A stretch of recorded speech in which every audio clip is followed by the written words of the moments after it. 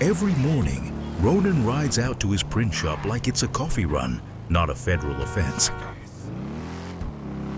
Cypress Flats is his second home. Might be the only place where he feels anything close to stable, whatever that means for him. Ronan's got his own kind of logic. If there's a quiet way to do a job, he'll still pick the one that involves a plane.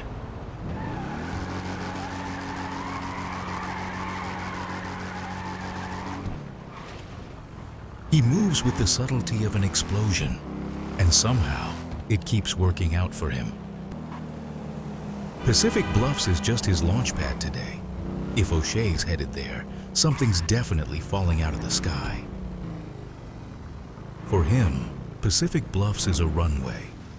For everyone else, it's a spot for couples, not counterfeit cash.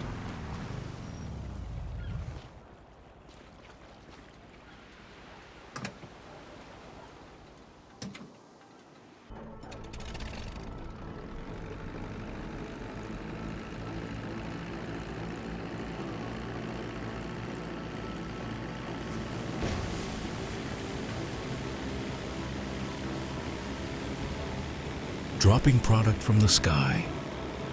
Yeah, that one's not from my playbook. I need to disappear before Grace shows up. She asks the kind of questions I never have the right answers for. And I've got a feeling today she'd really want to know where I'm headed. I'm not in the mood for inventing explanations. Grace shows up in a taxi again. Says it lowers the odds of someone shooting her car, and raises the odds she gets here on time. Okay, stopping. Okay, whatever you want. That's her thing. Calls it practical. Personally, I think it's because her patrol bike is the only ride she actually owns. Sir, if you've been sitting here since yesterday, go grab some water. I'm not dragging you into holding again this week. Grace has this habit. Steps outside for air any time something inside doesn't sit right with her. If she's out here already, the day at the station didn't start with coffee.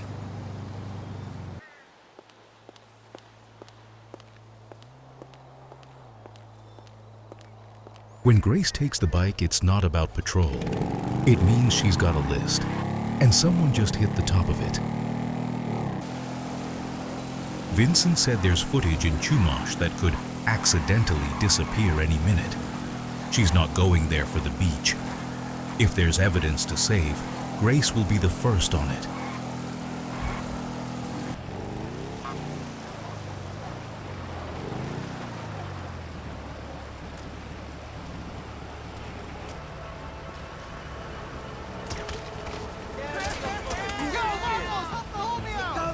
Her style's clean, low noise, high results. Anyone testing her reflexes usually doesn't get a second try. Grace always leaves with what she came for.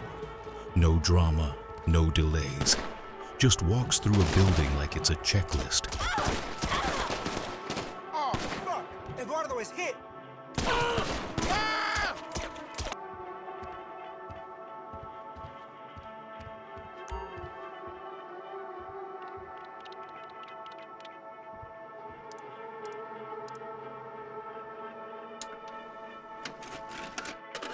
Now that tape's in her hands, someone's getting a very unpleasant report from Vincent tonight.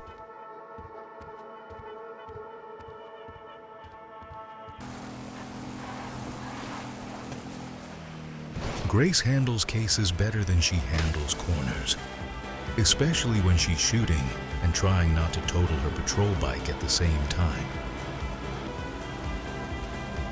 At least the bike's still in one piece. Grace can fall, get up and ride on, but the look she gives that machine says her pride's bolted right to that frame. Vincent's garage in Vinewood is an interesting spot. Too close to Moto Papi to ever be calm. Too useful to pretend it doesn't exist. She started dealing with him after one mess in Grapeseed. He gave her more truth in one night than the whole station did in a month. Since then, if Grace needs info fast, she goes to Vincent before the paperwork. Del Perro's a bad place to be when you know too much. Vincent said their informant's getting squeezed, and if Grace doesn't step in, his testimony goes down with him.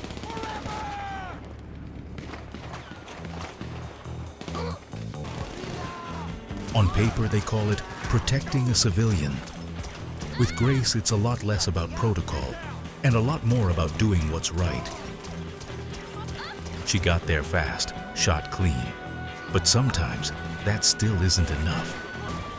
A taco van in Vinewood, officially a health code issue, unofficially a rolling drugstore wrapped in fast food branding. When Vincent says, clean the system, it means Grace is about to ruin someone's whole day. Grace is straightforward, sees a crime, stops the crime. But the city doesn't always play by her rules, especially when the food truck is really a getaway car with sauce on it. In a chase, she's the same as always. No yelling, no panic, just more gas and the job getting done. For most people, it's chaos. For Grace, it's item number 3 on today's list.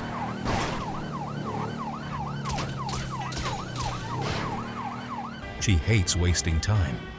If someone refuses to stop, she handles it for them, then climbs behind the wheel and finishes the route herself. Grace doesn't like uninvited company in her rear view. Tales don't last long with her. It's not in her nature to let them.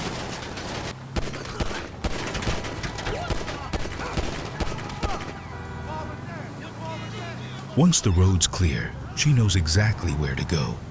Vincent always has a spot to park the truck and bury half the trouble that came with it.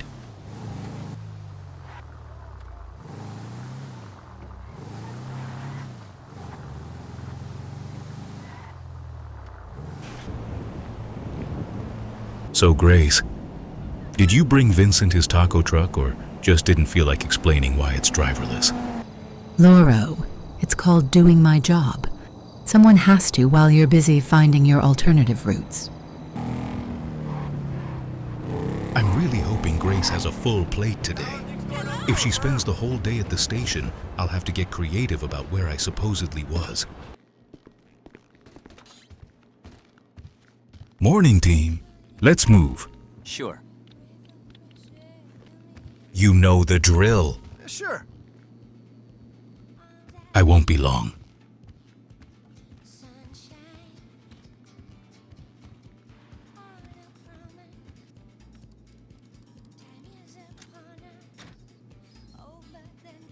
Cash closer, day quieter.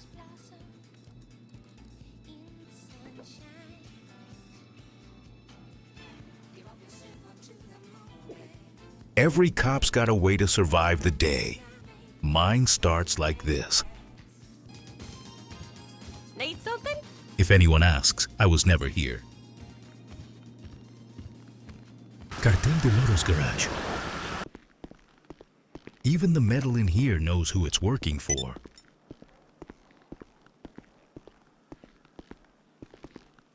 Every ride out isn't a drive. It's a small war with wheels.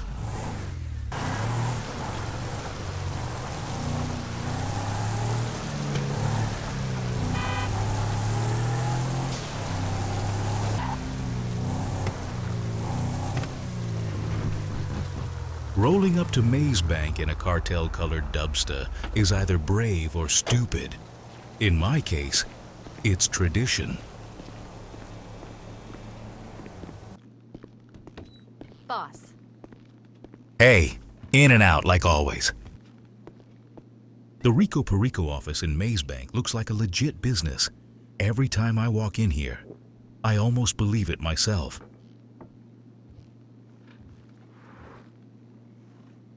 You thought about giving me some shares, boss? Special cargo. Same routine every time.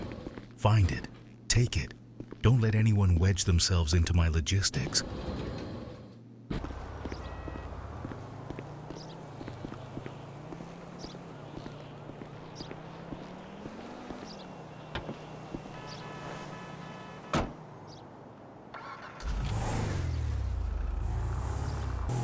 Bad news. The product ended up with people who were never supposed to touch it. And in Pillbox Hill, someone else's debt usually turns into your new adventure.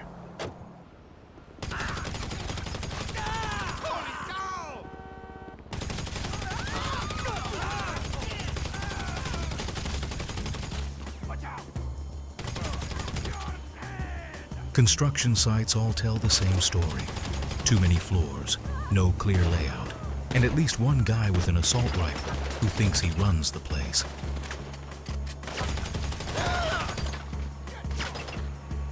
Good thing Pillbox Hill is my kind of labyrinth. I know every exit, even the ones the architects haven't planned yet. These vans always rattle in the back.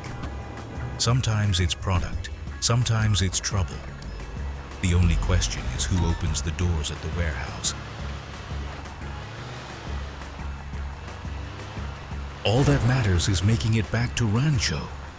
After that, Lupe can figure out what to do with the load, and with whoever's attached to it.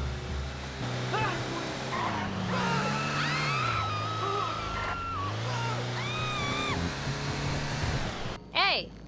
Lupe, sort out the van. For real? I've got more to handle. It's done, no problem.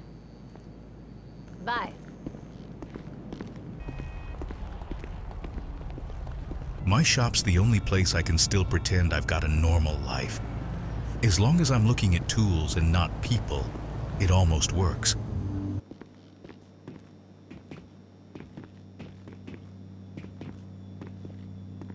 You good? Santa, my bike ready to breathe?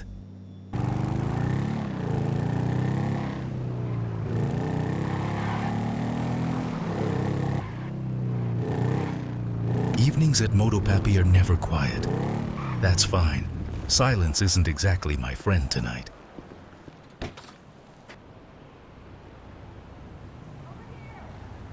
At Motopapi, the whiskey's always stronger than the day I drag in behind me. It's wet at least. Pretty sure I just heard Grace's voice.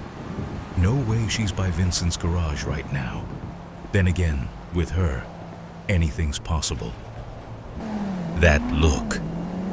Like you know something about me I haven't figured out yet. Then tell me, because a whole pile of bodies suddenly appeared in Pillbox Hill today, and I'm curious, Loro. You had nothing to do with that, right? If I did, I'd be looking for whoever cleans up as neatly as you do. Not the time for jokes. I didn't save someone I was supposed to today, and the whole day's been staring at me sideways since. Breathe. Tell me what's really pressing on you. I'm listening. Fine, but only if you pour me a glass, preferably red, and don't pretend you don't know exactly where to find it. All right, Grace. Go on. I'm a better listener than I look. In Del Perro, I was too late. They killed the informant while I was fighting my way in. And yeah, I know I did everything I could, but that doesn't make it any easier. You're not a god, and you're not a storm. You can't be everywhere at once. You got there, did more than most ever would. The pain doesn't fade because you're strong. It fades because you keep walking anyway. She always walks like she's holding herself together. But tonight, there was something tired in her step. You know what they call a bad shift in Sandy Shores? Yesterday, and a shift without a shootout, one that happened somewhere else in Los Santos.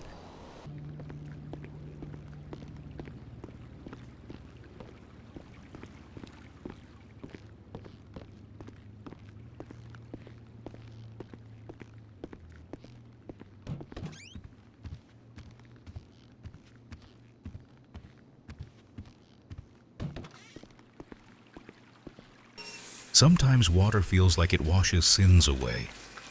Tonight, it just reminds me how many I'm still carrying.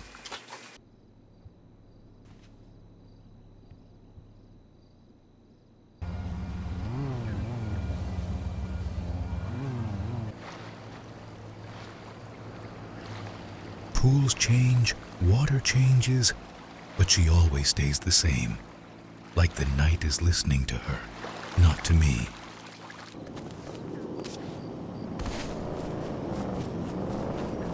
I don't know where she's going, and I've stopped asking. What matters is that engine sound dragging me back to a kind of silence I understand. Sometimes I think she climbs these rooftops not for the view, but just to check if the sky's still holding together. And I watch her and wonder if she's really standing there, or if it's just another silhouette my mind drew for me.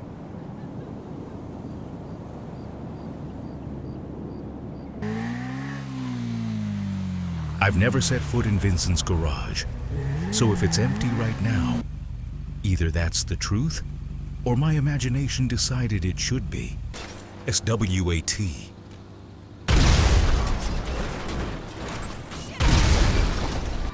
If Laura's already in the middle of that, there's no way this goes back to normal.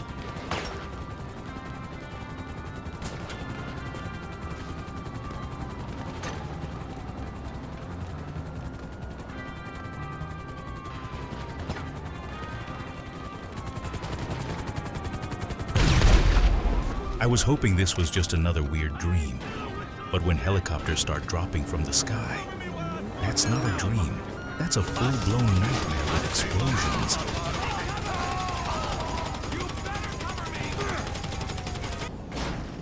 Cars falling from the sky.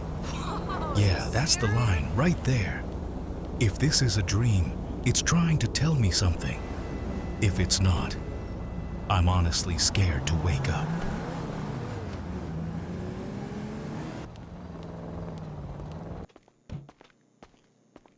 Muerto Perico colors. So either this definitely isn't real, or I really don't know reality as well as I thought.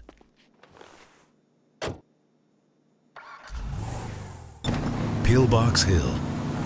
I was already here today. It's strange coming back to a place where the gunpowder hasn't cooled yet, especially when I'm not the one returning.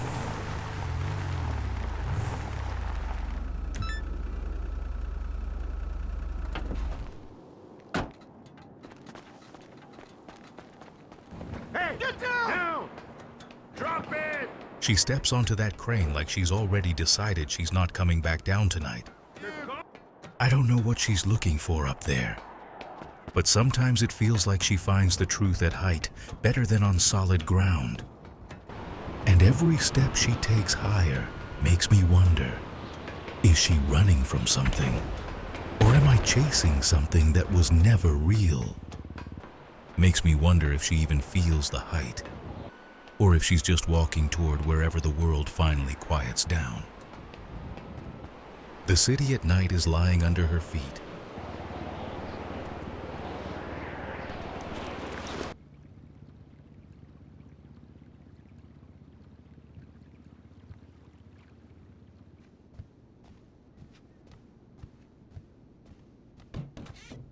It was a dream. I know it was. But in that first second after I woke up, I honestly wasn't sure.